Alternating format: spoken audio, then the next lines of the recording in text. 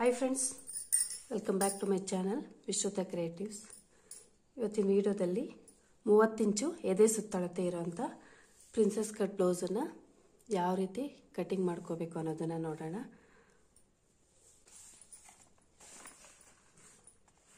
Measurements ನೋಡಿ. Full length blouse length ಬಂದುಬಿಟ್ಟು 13 inch ಇಡ್ತಾ ಇದ್ದೀನಿ. ಎದೆ ಸುತ್ತಳತೆ 30 ಇಂಚಿದೆ. ಸೊಂಟದ ಸುತ್ತಳತೆ ವೇಸ್ಟ್ ರೌಂಡು 24 ಇಂಚಿದೆ. ಫುಲ್ ಶೋಲ್ಡರು 13 ಇಂಚಿದೆ. ಫ್ರಂಟ್ ನೆಕ್ ನಾನು 5.5 ಇಡ್ತಾ ಇದ್ದೀನಿ. ಬ್ಯಾಕ್ ನೆಕ್ಕು 9 ಇಂಚ್ ಇಡ್ತಾ ಇದ್ದೀನಿ. ರೆಡಿ ಶೋಲ್ಡರ್ ನಮಗೆ ಸ್ಟಿಚ್ ಮಾಡಿದ್ಮೇಲೆ ರೆಡಿ ಎಷ್ಟಿರುತ್ತೆ ಅಂದರೆ 2 ಇಂಚು. ಇದನ್ನು ಕೂಡ ನಾವು 2, 3 ಎಷ್ಟು ಬೇಕಾದರೂ ಚೇಂಜ್ ಮಾಡ್ಕೋಬೋದು. ಚೆಸ್ಟ್ ಪಾಯಿಂಟ್ 9 ಇಂಚಿದೆ. ಅಪೆಕ್ಸ್ ಟು ಅಪೆಕ್ಸ್ ಅಂದರೆ 7 ಇಂಚಿದೆ. ಇದನ್ನು ಮಾರ್ಕ್ ಮಾಡ್ತಾ ನಾನು ಒಂದೊಂದಾಗಿ ತೋರಿಸ್ತೀನಿ.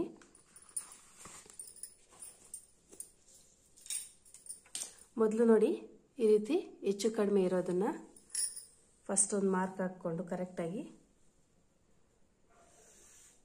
ಇದನ್ನು ನಾವು ಕಟ್ ಮಾಡಿ ತೆಗಿಬೇಕು. ಅರ್ಧ ಇಂಚು ಸ್ಟಿಚಿಂಗ್ ಮಾರ್ಜಿನನ್ನು ಹಾಕ್ಕೊಂಡಿದ್ದೀನಿ ಕೆಳಗಡೆ. ಬ್ಲೌಸ್ ಲೆಂತ್ ನಾನು 13 ಇಂಚ್ ಅಂತ ಹೇಳಿದೆ ಅಲ್ವಾ, 13 ಇಂಚಿಗೆ ಒಂದು ಮಾರ್ಕನ್ನು ಹಾಕ್ಕೊಳ್ಳಿ. ನಂತರ ಅರ್ಧ ಇಂಚು ಸ್ಟಿಚಿಂಗ್ ಮಾರ್ಜಿನನ್ನು ಕೂಡ ಹಾಕ್ಕೊಳ್ಳಿ. ಹಾಕ್ಕೊಂಡು ಇದನ್ನು ಕೂಡ ಸ್ಟ್ರೈಟಾಗಿ ಒಂದು ಲೈನನ್ನು ಹಾಕ್ಕೊಳ್ಳೋಣ.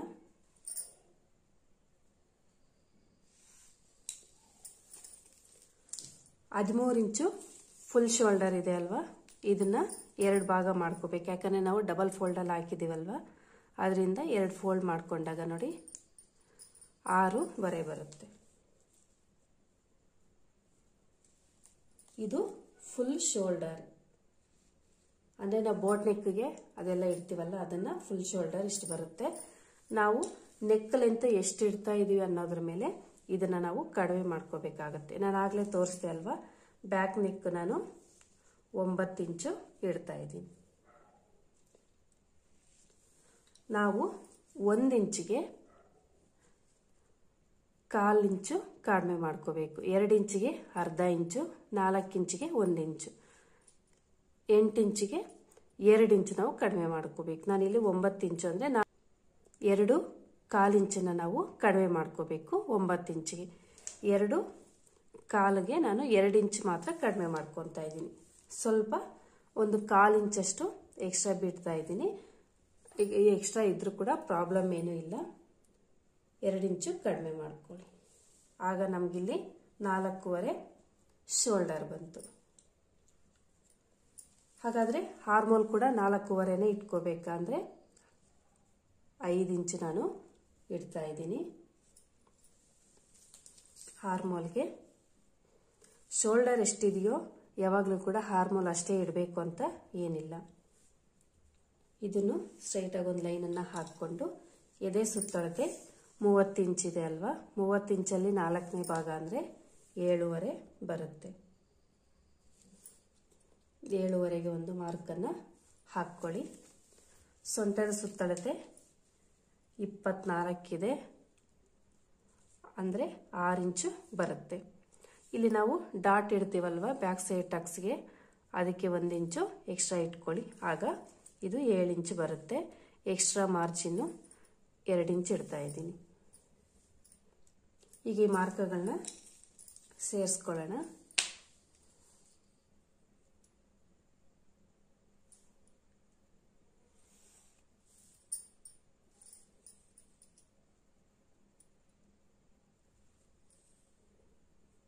ಎಲ್ಲ ಮಾರ್ಕ್ಗಳನ್ನ ಈ ರೀತಿ ಒಂದ್ಸಲ ಸೇರಿಸ್ಕೊಬಿಡೋಣ.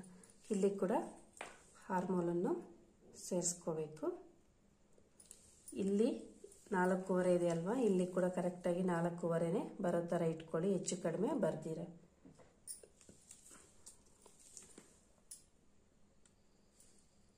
ಇದನ್ನು ಕೂಡ ಸೇರಿಸ್ಕೊಳ್ಳಿ. ಹೀಗೆ ಸೇರಿಸ್ಕೊಂಡ್ಮೇಲೆ ಇದು 30 ಇಂಚಿದೆ ಅಲ್ವಾ ಬ್ಲೌಸು, ಕ್ರಾಸ್ ನಮಗೆ 1 ಇಂಚನ್ನು ಮಾರ್ಕ್ ಹಾಕ್ಕೊಳ್ಳಿ. ಹಾರ್ಮೋಲ್ ಶೇಪನ್ನು ತೆಗೆಯೋದಕ್ಕೆ ಈ ಕ್ರಾಸ್ ಲೈನನ್ನು 1 ಇಂಚು ಹಾಕ್ಕೊತಾ ಇದ್ದೀನಿ, ಅಥವಾ 1/4 ಹಾಕ್ಕೊಳ್ಳಿ.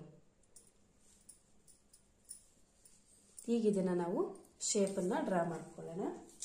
ನಿಮ್ಮ ಹತ್ರ ಶೇಪ್ ಸ್ಕೇಲ್ ಇದ್ದರೆ ಅದನ್ನು ಯೂಸ್ ಮಾಡ್ಕೊಳ್ಳಿ. ಈ ರೀತಿ ಇಲ್ಲ ಅಂತಂದರೆ, ಶೇಪ್ ಸ್ಕೇಲ್ ಇಲ್ಲ ಅಂತಂದರೆ ಇದರ ಸೆಂಟರ್ಗೆ ಫೋಲ್ಡನ್ನು ಹಾಕ್ಕೊಳ್ಳಿ.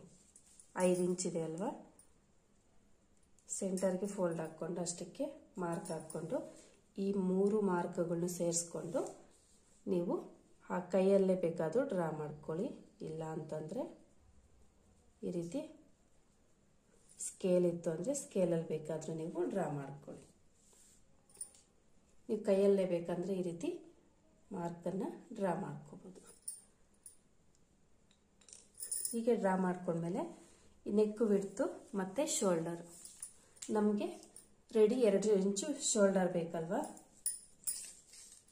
ಆಗಲೇ ನಾನು ಹೇಳಿದೆ, ಇದು ಮೇಲೆ 1/2 ಇಂಚು ಸ್ಟಿಚಿಂಗ್ ಮಾರ್ಜಿನ್, ಈ ಕಡೆ ಕೂಡ ನಮಗೆ 1/2 ಇಂಚು ಸ್ಟಿಚಿಂಗ್ ಮಾರ್ಜಿನ್ ಹೋಗುತ್ತೆ. 2 ಇಂಚು ನಮಗೆ ರೆಡಿ ಬೇಕು. ಈ ಕಡೆ ಕೂಡ 1/4 ಇಂಚಷ್ಟು ಅಥವಾ 1/2 ಇಂಚಷ್ಟು ಬೇಕಾದರೂ ಹಾಕ್ಕೊಳ್ಳಿ. 1/4 ಇಂಚ್ ಹಾಕ್ಕೊಂಡ್ರು 1/2 ಇಂಚ್ ಹಾಕ್ಕೊಂಡ್ರು ನಾವು ಇಲ್ಲಿಗೆ ಸ್ಟಿಚ್ ಮಾಡ್ಕೋಬೇಕಾಗತ್ತೆ. ಆವಾಗ ನಮಗಿದು 2 ಇಂಚು ರೆಡಿ ಸಿಗುತ್ತೆ. ಇಲ್ಲಿ 2 ಇಂಚು ನಮಗೆ ಶೋಲ್ಡರ್ ಅನ್ನೋದು ರೆಡಿ ಸಿಗುತ್ತೆ. ಈ ಕಡೆ ಕೂಡ ಬೇಕು ಅಂದರೆ ಒಂದು ಸ್ವಲ್ಪ ಕಡಿಮೆ ಮಾಡ್ಕೋಬೋದು ಸ್ಟಿಚ್ ಮಾಡ್ಕೊಳ್ಳೋವಾಗ. ನಮಗೆ ರೆಡಿ 2 ಇಂಚು ಬೇಕು ಅಂದರೆ ನಾನಿಲ್ಲಿ 2.75ಗೆ ಮಾರ್ಕ್ ಹಾಕ್ಕೊಂಡಿದ್ದೀನಿ. ಇಲ್ಲಿ ಆವಾಗ ನಮಗೆ 1.25 ನೆಕ್ ವಿಡ್ತ್ ಅನ್ನೋದು ಸಿಗುತ್ತೆ. 30 ಇಂಚ್ ಅಲ್ವಾ ಇದೆ ಸುತ್ತಳತೆ, ಹಾಗಾಗಿ ಇಷ್ಟು ಸಾಕಾಗುತ್ತೆ. ಇಲ್ಲಿ 1.25 ಇದೆ ಅಲ್ವಾ, ಇಲ್ಲಿ ನಾನು 2.25ಗೆ ಮಾರ್ಕನ್ನು ಹಾಕ್ಕೊತಾ ಇದ್ದೀನಿ. ಈ ಸೈಜ್ಗೆ ನಾವೇನಾದರೂ ಇನ್ನೂ ಸ್ವಲ್ಪ ಜಾಸ್ತಿ ರೈಸ್ ಮಾಡಿದ್ವಿ ಅಂದರೆ ಇದು ಸ್ವಲ್ಪ ಚಿಕ್ಕ ಮಕ್ಕಳಿಗೆ ಹೊಲಿಯೋ ಅಂಥದ್ದು ಸೈಜ್ ಅಲ್ವಾ, ಈ ಮೂಳೆಗಳನ್ನೋದು ಕಾಣಿಸೋಕ್ಕೆ ಸ್ಟಾರ್ಟ್ ಆಗುತ್ತೆ. ಆ ರೀತಿ ಬರಬಾರ್ದು ಅಂದರೆ ಇಷ್ಟು ನೆಕ್ ವಿಡ್ತ್ ಆದರೆ ಸಾಕಾಗುತ್ತೆ. ಈಗ ಈ ಮಾರ್ಕ್ಗಳನ್ನು ಕೂಡ ಸೇರಿಸ್ಕೊಳ್ಳೋಣ.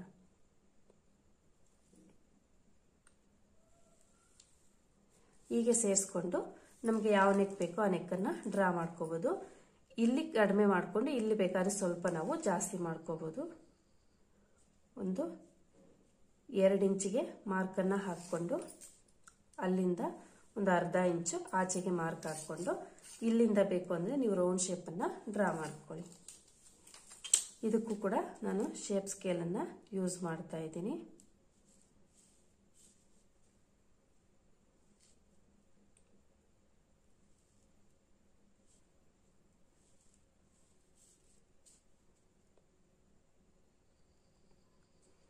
ಈ ರೀತಿ ಇಲ್ಲಿವರೆಗೂ ನೀವು ಸೇರಿಸ್ಕೋಬೋದು. ಇಲ್ಲಿ ಸ್ಟಿಚಿಂಗ್ ಮಾರ್ಜಿನ್ ಏನು ಬರುತ್ತೆ ಅದನ್ನು ನೋಡಿಕೊಂಡು ಈ ರೀತಿ ಸೇರಿಸ್ಕೊಳ್ಳಿ. ಈ ರೀತಿ ನೆಕ್ಕನ್ನು ಬೇಕು ಅಂದರೆ ನೀವು ಆಚೆಗೆ ತಗೋಬರ್ಬೋದು. ಈ ಕಡೆ ಜಾಸ್ತಿ ತಂದರೆ ಚೆನ್ನಾಗಿರಲ್ಲ, ಇಲ್ಲಿ ಬಂದರೂ ಕೂಡ ನಡೆಯುತ್ತೆ. ಇಲ್ಲ ಬೇಡ ಅಂತಂದರೆ ಒಂದಿಷ್ಟಕ್ಕೇನೆ ನೀವು ಈ ರೀತಿ ರೌಂಡನ್ನು ಮಾರ್ಕ್ ಮಾಡ್ಕೋಬೋದು. ಹೀಗೆ ನೆಕ್ಕನ್ನು ಡ್ರಾ ಮಾಡ್ಕೊಂಡ್ಮೇಲೆ ಇಲ್ಲಿ ನೋಡಿ 7 ಇಂಚ್ ಇದೆ ಅಲ್ವಾ, ಸೆಂಟರ್ಗೆ ಮಾರ್ಕ್ ಹಾಕ್ಕೊಳ್ಳಿ. ಅಂದರೆ 3.25ಗೆ ಮಾರ್ಕ್ ಹಾಕ್ಕೊಂಡು ಲೆಂತು ಈ ಬ್ಲೌಸ್ ಲೆಂತ್ 13 ಇಂಚ್ ಇದೆ ಅಲ್ವಾ, ಹಾಗಾಗಿ 3 ಇಂಚು ಅಥವಾ 3.25 ಹಾಕ್ಕೊಂಡ್ರೆ ಸಾಕಾಗುತ್ತೆ. ನಾನಿಲ್ಲಿ 3 ಇಂಚನ್ನು ಹಾಕ್ಕೊತಾ ಇದ್ದೀನಿ. ಈ ಕಡೆ 1/2 ಇಂಚು, ಈ ಕಡೆ 1/2 ಇಂಚ್ ಹಾಕ್ಕೊಂಡು ಬ್ಯಾಕ್ ಡಾಟನ್ನು ಮಾರ್ಕ್ ಮಾಡ್ಕೊಳ್ಳಿ.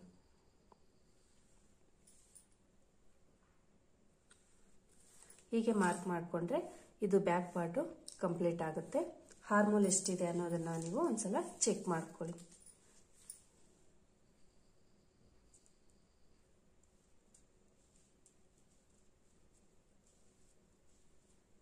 ಇಲ್ಲಿ ನೋಡಿ 7 ಇಂಚ್ ಇದೆ, ನನಗಿದು ಕರೆಕ್ಟ್ ಆಗಿದೆ. ಯಾಕೆಂದರೆ ನೀವು ಬೇಕಂದರೆ ಮೆಜರ್ಮೆಂಟ್ ಬ್ಲೌಸಲ್ಲಿ ಒಂದ್ಸಲ ಚೆಕ್ ಮಾಡ್ಕೊಳ್ಳಿ ಇದು ಕರೆಕ್ಟಾಗಿ ಇದೆಯಾ ಇಲ್ವಾ ಅಂತ. ಇಲ್ಲಿ ಮೇಲೆ ಶೋಲ್ಡರ್ ಜಾಯಿಂಟ್ ಮಾಡಿರ್ತೀವಲ್ಲ ಅಲ್ಲಿಂದ ಈ ರೀತಿ ಇಟ್ಕೊಂಡು ನೋಡ್ಕೊಳ್ಳಿ ಕರೆಕ್ಟಾಗಿ ಇದೆಯಾ ಇಲ್ವಾ ಅಂತ, ಎಷ್ಟು ಇಂಚಿದೆ ಅಂತ ನೋಡ್ಕೊಳ್ಳಿ. ನೋಡಿ ಇದರಲ್ಲಿ ಕೂಡ ಕರೆಕ್ಟಾಗಿ 7 ಇಂಚಸ್ಸೇ ಇದೆ ಅಲ್ವಾ, ಇದು ಕೂಡ 7 ಇಂಚಸ್ಸೇ ಇದೆ. ಇಲ್ಲಿ ಸ್ಟಿಚಿಂಗ್ ಮಾರ್ಜಿನ್ 1/2 ಇಂಚ್ ಹೋದರೆ ನಮಗೆ 6.5 ಬರುತ್ತೆ. ಆದರೆ ನಾವು ಸ್ಟಿಚ್ ಮಾಡ್ಕೊಳ್ಳುವಾಗ ಈ ರೀತಿ ಅರ್ಧ ಇಂಚು ಕೆಳಗಡೆಗೆ ಸ್ಟಿಚ್ ಮಾಡ್ಕೊತೀವಲ್ವ,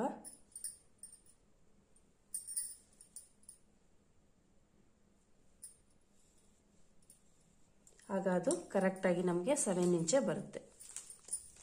ನಮಗೆ ಮೇನ್ ಬರೋವಂಥದ್ದು ಪ್ರಾಬ್ಲಮ್ಮು ಹಾರ್ಮೋನ್ ಕೂಡ ಕರೆಕ್ಟಾಗಿ ಇರಬೇಕು. ಅದನ್ನು ನೀವು ಒಂದ್ಸಲ ಈ ರೀತಿ ಚೆಕ್ ಮಾಡ್ಕೊಳ್ಳಿ. ನೋಡಿ, ಕರೆಕ್ಟಾಗಿ ಇದೆ. ಈಗ ನಾವು ಬ್ಯಾಕ್ ಪಾರ್ಟನ್ನು ಬೇಸ್ ಮಾಡಿಕೊಂಡು ಫ್ರಂಟ್ ಪಾರ್ಟನ್ನು ಕಟ್ ಮಾಡ್ಕೊಳ್ಳೋಣ. ಇದನ್ನು ನೋಡಿ ಈ ರೀತಿ ಇಟ್ಕೊಳ್ಳಿ.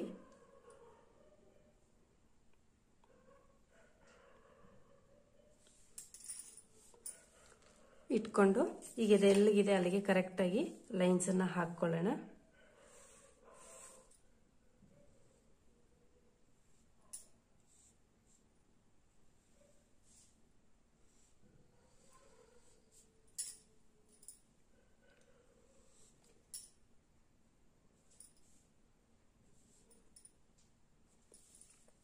ಹೀಗೆ ಮಾರ್ಕ್ ಮಾಡಿಕೊಂಡು ಈಗ ಇದನ್ನು ತೆಗೆದುಬಿಡಿ. ತೆಗೆದು ಇದು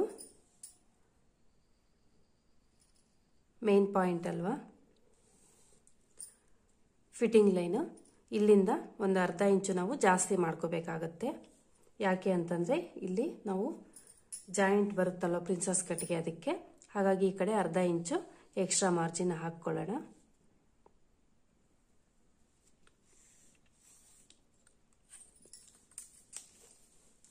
ಹಾಕ್ಕೊಂಡು ನೆಕ್ ವಿಡ್ತು ಮಾರ್ಕ್ ಹಾಕ್ಕೊಂಡಿದ್ದೀನಿ. ನೆಕ್ ಲೆಂತ್ ನಾನು ಆಗ್ಲೇ ತೋರಿಸ್ದೆ ಅಲ್ವಾ, 5.5ಗೆ ಮಾರ್ಕನ್ನು ಹಾಕ್ಕೊಳ್ಳಿ. ಹಾಕ್ಕೊಂಡು ನೆಕ್ಕನ್ನು ಡ್ರಾ ಮಾಡ್ಕೊಳ್ಳಿ. ಇಲ್ಲೊಂದು ಅರ್ಧ ಇಂಚು ಆಚೆಗೆ ತೆಗೆದು ನಾನು ಈ ರೀತಿ ನೆಕ್ಕನ್ನು ಡ್ರಾ ಮಾಡ್ತಾ ಇದ್ದೀನಿ.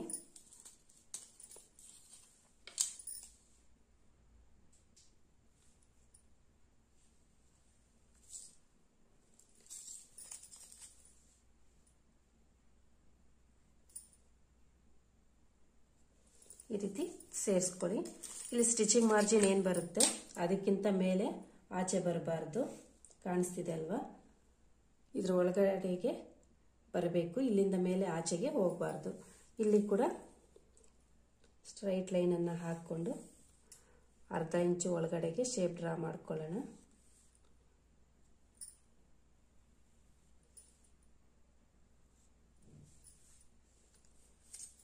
ಈಗ ಶೋಲ್ಡರ್ ಪಾಯಿಂಟನ್ನು, ಚೆಸ್ಟ್ ಪಾಯಿಂಟನ್ನು ಮಾರ್ಕ್ ಮಾಡ್ಕೊಳ್ಳಿ. ಚೆಸ್ಟ್ ಪಾಯಿಂಟ್ ನಾನು ಆಗಲೇ ಹೇಳಿದೆ ಅಲ್ವಾ 9 ಇಂಚಿದೆ ಅಂತ. Chest point 9 ಇಂಚಿದೆ.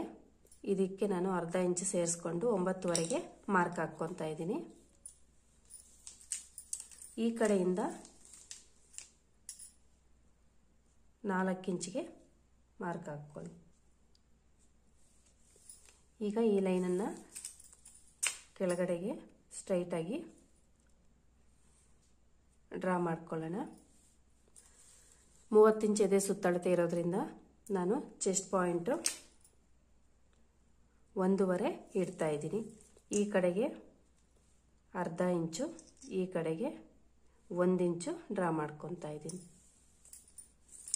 ಇದನ್ನು ಕೂಡ ಸೇರಿಸ್ಕೊಳ್ಳಿ. ಇದು ಮೇನ್ ಡಾಟ್, ನಮಗೆ ಇದು ಕರೆಕ್ಟಾಗಿ ಬರಬೇಕು. ಇದನ್ನು ಕೂಡ ಸೇರಿಸ್ಕೊಳ್ಳಿ. ಸೇರಿಸ್ಕೊಂಡ್ಮೇಲೆ ಇದು ಹೀಗೆ ಸ್ಟ್ರೈಟಾಗಿ ಇರ್ದಿರ ಶೇಪ್ ತೆಗಿಬೇಕು ನಾವು. ಅದಕ್ಕೆ ನೋಡಿ, ಫಸ್ಟು ಇಲ್ಲಿಂದ ಎಷ್ಟಿದೆಯೋ ಅದರ ಮಧ್ಯಭಾಗಕ್ಕೆ ಒಂದು ಮಾರ್ಕನ್ನು ಹಾಕ್ಕೊಳ್ಳಿ. ನಂತರ ಇದೆಷ್ಟಿದೆಯೋ ಇದ್ರ ಮಧ್ಯಭಾಗಕ್ಕೆ ಮತ್ತೆ ಇನ್ನೊಂದು ಮಾರ್ಕನ್ನು ಕೂಡ ಹಾಕ್ಕೊಳ್ಳಿ. ಹಾಕ್ಕೊಂಡ್ಮೇಲೆ ನೋಡಿ, ಇದೇನು ಮಾರ್ಕ್ ಮಾಡಿದೀವೋ ಮಾರ್ಕ್ ಇದೆಯಲ್ವಾ, ಈ ಮಾರ್ಕಿಂದ ನಾವು ಸ್ಟ್ರೈಟಾಗಿ ಹಾಕ್ಕೋಬೇಕು. ಕ್ರಾಸ್ ಮಾಡಬಾರ್ದು. ಇಲ್ಲಿ ಸ್ಟ್ರೈಟಾಗಿ ಹಾಕ್ಕೊಂಡು ಇದನ್ನು ಮಾತ್ರ ನಾವು ಕ್ರಾಸ್ ಮಾಡ್ಕೋಬೇಕು.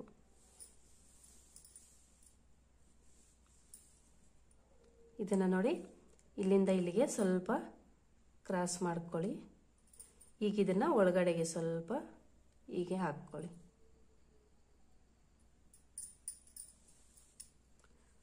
ಈ ಲೈನ್ ಏನಿದೆ ಈ ಲೈನ್ಗೆ ಸ್ಟ್ರೈಟಾಗಿ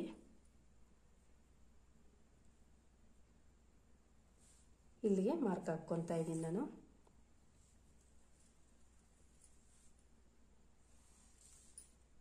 ಇದನ್ನು ನೋಡಿ 3.5 ಅಷ್ಟಕ್ಕೆ ಮಾರ್ಕ್ ಹಾಕ್ಕೊಂಡು ಈ ಕಡೆ ಕಾಲು ಇಂಚಷ್ಟು ಮಾರ್ಕ್ ಹಾಕ್ಕೊಂಡು ಇಲ್ಲಿಗೆ ಸೇರಿಸ್ಕೊಳ್ಳಿ.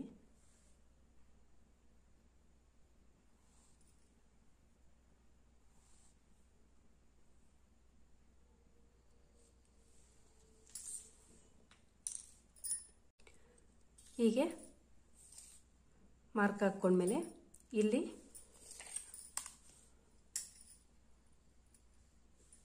ಒಂದು 1/4 ಇಂಚಷ್ಟು ಕೆಳಗಡೆಗೆ ಮಾರ್ಕನ್ನು ಹಾಕ್ಕೊಳ್ಳಿ. ಈ ಲೈನ್ ಎಷ್ಟು ಉದ್ದ ಇದೆಯೋ ಇದು ಕೂಡ ನಮಗಷ್ಟೇ ಉದ್ದ ಬರಬೇಕು. ಇದೆಷ್ಟಿದೆ ಅಂತ ನೋಡ್ಕೊಳ್ಳಿ. 4.2 ಇದೆ. ಇದು ಕೂಡ ನಮಗಷ್ಟೇ ಉದ್ದ ಬರಬೇಕು. ಇದನ್ನು ಕೂಡ ಸಲ ಅಳತೆ ಮಾಡ್ಕೊಳ್ಳಿ.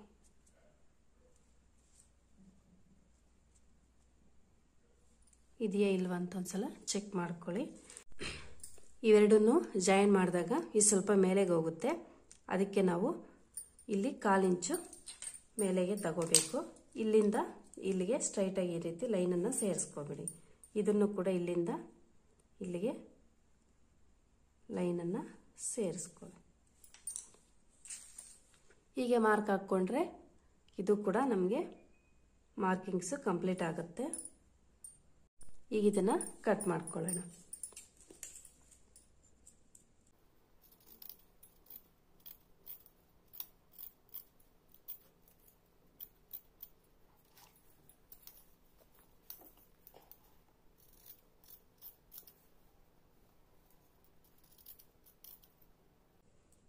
ಇಲ್ಲಿ ನಾನು ಒಳಗಡೆಗೆ 1/2 ಇಂಚ್ ಒಳಗಡೆಗೆ ನಾವು ಶೇಪ್ ತೆಗೆದಿದ್ದೀವಲ್ಲ ಅಲ್ಲಿಗೆ ಕಟ್ ಮಾಡ್ತೀರಿ. ಇನ್ನು ಸ್ವಲ್ಪ ನಾನು ಮೇಲೆಗೆ ಕಟ್ ಮಾಡ್ತಾ ಇದ್ದೀನಿ.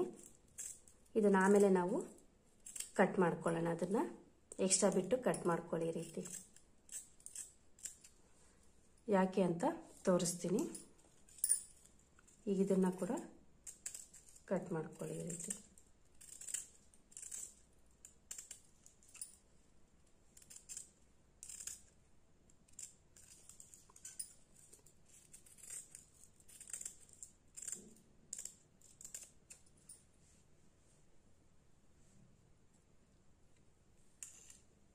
ಇಲ್ಲಿ ಈ ಲೈನ್ಸ್ಗೆ ಕಟ್ ಮಾಡ್ಕೊಳ್ಳಿ.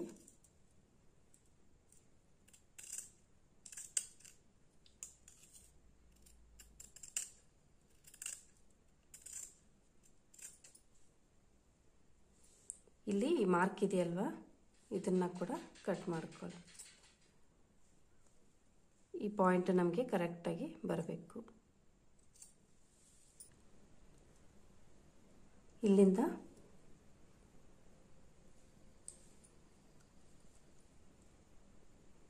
ಹೀಗೆ ಜೋಡಿಸ್ಕೊಂಡಾಗ ನೋಡಿ ಕಾಣಿಸ್ತಿದೆ ಅಲ್ವಾ, ಇವೆರಡು ಕೂಡ ಹೆಚ್ಚು ಕಡಿಮೆ ಬರುತ್ತೆ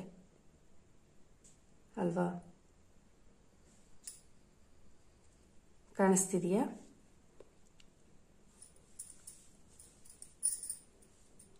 ನಾವು ಇವೆರಡನ್ನು ಕೂಡ ಮೇಲೆ ಈ ರೀತಿ ಇಟ್ಟು ಸ್ಟಿಚ್ ಮಾಡ್ಕೊತೀವಲ್ವ, ಆಗ ಇದು ಹೆಚ್ಚು ಕಡಿಮೆ ಬರುತ್ತೆ. ಅದಕ್ಕೆ ನಾನು ಸ್ವಲ್ಪ ಮೇಲೆಗೆ ಕಟ್ ಮಾಡ್ಕೊಳ್ಳಿ ಅಂದಿದ್ದು. ನಾವು ಮೇಲೆಗೆ ಕರೆಕ್ಟಾಗಿ ಇಲ್ಲಿಗೆ ಕಟ್ ಮಾಡಿಕೊಂಡ್ವಿ ಅಂದರೆ ಇಲ್ಲಿ ಜಾಯಿನ್ ಮಾಡುವಾಗ ಹೆಚ್ಚು ಕಡಿಮೆ ಬರುತ್ತೆ. ಅದಕ್ಕೆ ಇದನ್ನು ಅಲ್ಲಿಗೆ ಕಟ್ ಮಾಡ್ಕೊಳ್ತೀರಾ ಈ ರೀತಿ ಕಟ್ ಮಾಡ್ಕೊಂಡ್ವಿ ಅಂದರೆ ಕರೆಕ್ಟಾಗಿ ಬರುತ್ತೆ. ನೆಕ್ಕನ್ನು ಕೂಡ ಕಟ್ ಮಾಡ್ಕೊಳ್ಳಿ.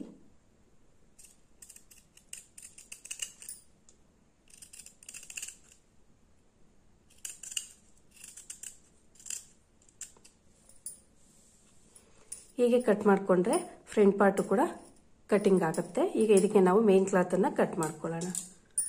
ಎಕ್ಸ್ಟ್ರಾ ಕ್ಲಾತನ್ನು ಬಿಟ್ಟು ಈ ರೀತಿ ಕಟ್ ಮಾಡ್ಕೊತಾ ಇದ್ದೀನಿ.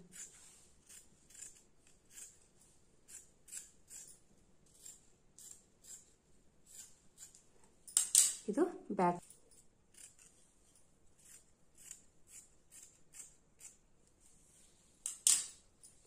ಹೀಗೆ ಎರಡನ್ನೂ ಕೂಡ ಕಟ್ ಮಾಡ್ಕೊಂಡಿದ್ದೀನಿ. ಸ್ಟಿಚಿಂಗ್ ವಿಡಿಯೋ ಕೂಡ ನೆಕ್ಸ್ಟ್ ವಿಡಿಯೋದಲ್ಲಿ ಕಂಟಿನ್ಯೂ ಮಾಡ್ತೀನಿ. ವಿಡಿಯೋ ಲೆಂತ್ ಜಾಸ್ತಿ ಆಗುತ್ತೆ, ಅದಕ್ಕೆ ನೆಕ್ಸ್ಟ್ ವಿಡಿಯೋದಲ್ಲಿ ತೋರಿಸ್ತೀನಿ. ಓಕೆ ಫ್ರೆಂಡ್ಸ್, ಈ ವಿಡಿಯೋ ನಿಮ್ಗೆ ಇಷ್ಟ ಆದರೆ ಪ್ಲೀಸ್ ಲೈಕ್ ಮಾಡಿ, ಶೇರ್ ಮಾಡಿ, ಹಾಗೂ ಯಾರಾದರೂ ಹೊಸದಾಗಿ ನೋಡ್ತಾ ಇದ್ರೆ ನನ್ನ ಚಾನಲ್ನ ಸಬ್ಸ್ಕ್ರೈಬ್ ಮಾಡ್ಕೊಂಡು ನೋಡಿ. ನೆಕ್ಸ್ಟ್ ವಿಡಿಯೋದಲ್ಲಿ ಮತ್ತೆ ಸಿಗ್ತೀನಿ. ಬಾಯ್.